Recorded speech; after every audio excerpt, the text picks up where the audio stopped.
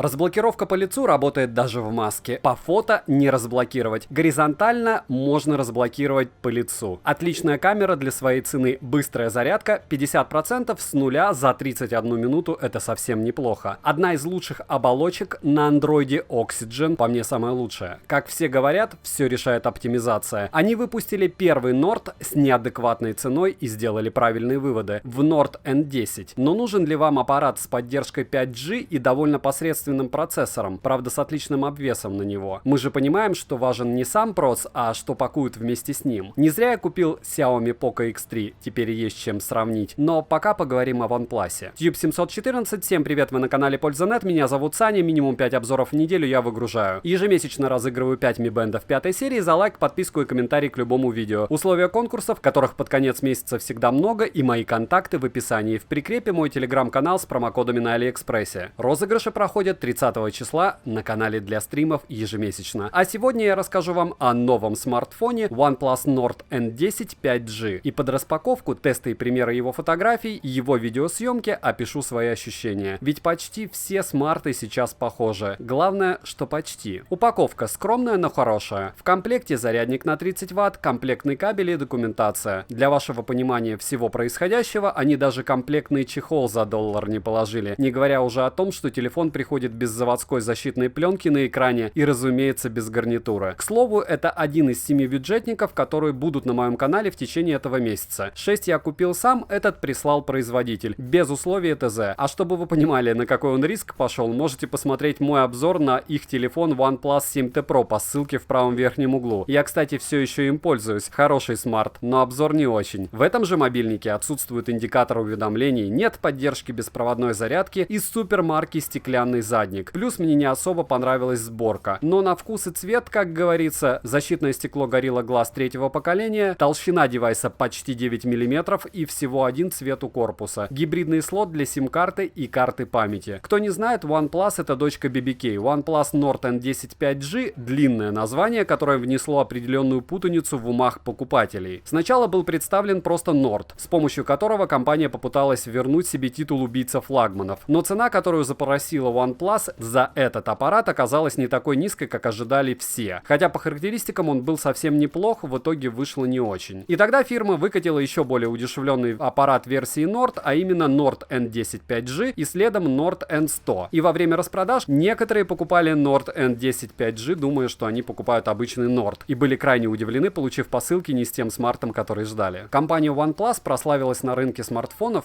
прежде всего не убийцей флагманов, а своей фирменной оболочкой Oxygen OS. И не зря люди называют OnePlus не иначе, как Apple в мире андроида. Все спеки, кстати, данного аппарата, который я сегодня обозреваю, вы сейчас видите. Гонял его во всем и по-всякому. Очень меня положительно зацепило наличие мини-джека, вроде как и норма, но не для всех. Многие считают это дело атовизмом, для меня это очень полезная штуковина. Из того, что пробовал, мобильные танки, PUBG Mobile и 9-й асфальт летают на высоких настройках свободно, но не все еще адаптировано под размер экрана. Да и откровенно нижний подбородок аппарата слегка убивает эстетически. Отклик у сенсора отличный, визуально разницы между 90 Гц экрана у него и у Poco X3 NFC 120 Гц я не заметил. Но сравнение, повторяюсь, сделаю я не в этот раз, и возможно будет сразу 3 или 4 смартфона. Geekbench говорит нам, что производитель нового процессора от Qualcomm, кстати, с поддержкой мобильных сетей 5-го поколения, немного выше, чем Samsung Galaxy A71. А вот в Antutu аппарат показывает меньше, чем обещал производитель, притом прилично меньше. Экран выполнен по технологии IPS, но топовый смарт от того же OnePlus стоит совершенно иных денег. С другой стороны, регулировка цветовой температуры из прошивки, высокая плотность пикселей, приличные углы обзора, полное отсутствие инверсии цветов и поддержка ночного режима нивелируют отсутствие AMOLED-матрицы лично для меня, с довольно прилично работающей автояркостью. Тем более, что некоторые пользователи терпеть не могут AMOLED из-за шима, который не очень хорошо влияет на ваши глаза. Устают они быстрее. На борту у аппарата 6 ГБ оперативной памяти и 128 ГБ внутренней. Поддержка карт памяти объемом до 512 ГБ. И это прямо сильно, хоть как внешний диск используй. В наличии NFC, разблокировка по лицу, датчик отпечатка пальцев на задней крышке, который срабатывает мгновенно. Основная камера с апертурой f на 1,79 и электронной стабилизацией изображения. Я бы не сказал, что она здесь супер, а вот то, что оптической стабилизации нет, довольно плохо. И еще 3 камерами на задней панели, которые удовлетворят потребности 95% пользователей, которых лично я знаю. Есть поддержка записи в видео 4К 30 FPS, в 60 не снимает 4К, в слоумо 240 кадров в секунду при разрешении 720p. Фотолюбители обрадуются возможности сохранения фотографий в несжатом RAW формате. Фронталка на 16 мегапикселей позволяет делать приличные снимки даже при неудобном контровом свете. Фронталка может снимать в HD при 60 FPS. При хорошем освещении камеры выдают просто отличные результаты, приближаясь в качестве фотосъемки к флагманским устройствам. Но в темноте все не так радужно. Появляются шумы, программный шумодав пытается сгладить картинку и добавляет ей эффект пастельного рисунка, размазывая ее как художник кистью. Да, это не мой Huawei P40 Pro, правда и стоит он в 2,5 раза дешевле. Еще одной приятной неожиданностью является разблокировка по лицу с неполной натянутой на нос медицинской маской. По фотографии телефон не разблокируется, что хорошо. Сенсор работает отлично, но, конечно, хотелось бы сенсор в кнопке, как у Poco, но нет. Они решили на задней крышке. И это неправильно. Не очень хорошо, что у аппарата нет вообще даже номинальной защиты от влаги, но что имеем, то имеем. Есть неплохие стереодинамики, запас громкости хороший, на максималках они не хрипят. Быстрая зарядка мощностью в 30 Вт, 5 вольт на 6 ампер. Примерно 1 час и 20 минут вам понадобится для полной зарядки смарта с нуля. Час просмотра YouTube по Wi-Fi с разрешением 1080p по моим тестам отнял у аппарата около 6% заряда. Кинофильм размером 4,2 гигабайта закачался на телефон за 1 минуту и 48 секунд, что вполне недурно, учитывая тип встроенной памяти UFS 2.1. Однако просмотр этого фильма в течение часа посредством VLC-плеера на 50% яркости экрана отнял 7% заряда аккумулятора, что почти вдвое больше, чем у Poco X3 NFC. Странно, учитывая идеально вылизанную оболочку. Могу лишь предположить недостаточную оптимизацию к относительно новому процессору, анонсированному в июне 2020 года. С другой стороны, у них было много времени, но вот так. Блок питания довольно большой, комплектный кабель питания достаточно толстый и длинный, что хорошо. Вибромотор хороший, не топорный. Разговорный динамик громкий. Запись телефонных разговоров представлена сразу в прошивке. Bluetooth версии 5.1, двухдиапазонный Wi-Fi на борту. Поддержка всех имеющихся на данный момент видов навигационных сетей: GPS, GLONASS, Galileo, Beidou и HGPS. Играть в смарт приятно. Есть ли конкуренты с похожими характеристиками за эту цену? Конечно же есть. Это Realme 6 Pro, Poco X3 NFC, еще целая куча смартфонов других фирм, которые я в ближайшее время обязательно буду обозревать. Realme 6 Pro и 7 Pro идут уже в дне от меня пути. Но, как говорят, дело было не в бобине. Все свои смарты я ношу без защитной пленки и в чехле. По факту для меня в комплекте ничего лишнего. Если бы что-то было, оно было ненужным. Про плавность работы системы я могу сказать, что большинство пользователей просто закушались. После Poco X3 NFC и его операционки у меня на щеке при первом использовании аппарата появилась мужская скупая слеза. Несмотря на то, что в целом девайсы очень похожи, и у Poco есть море плюшек, которых нет в Норде, у Норда есть Oxygen OS. Дело не в комплектующих, а в том, как они вместе работают. Любой пользователь ПК, который собирает его под себя, сможет вам объяснить, как здесь все на тоненького, и как ты настроишь правильно операционку, и как поставишь драйвера. Вот в телефонах то же самое, только часть из этого всего делает производитель. 99%